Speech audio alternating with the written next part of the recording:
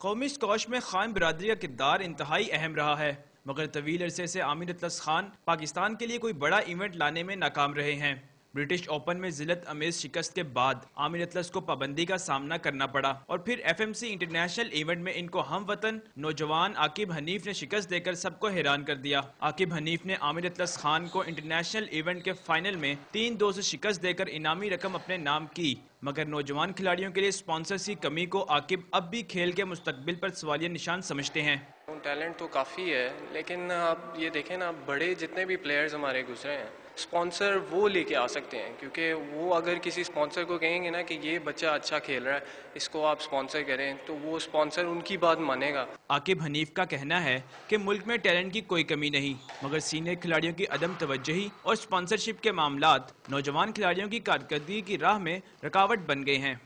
Cameraman Zeeshan یوسف کے ساتھ ابراہیم بادیس، Dawn news, Lahore.